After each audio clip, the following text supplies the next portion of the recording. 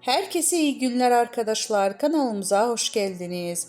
Uzak şehrin ailesi Sinem Ünsal ve sevgilisi Berk Cankat Tokyo'da aşka geldi.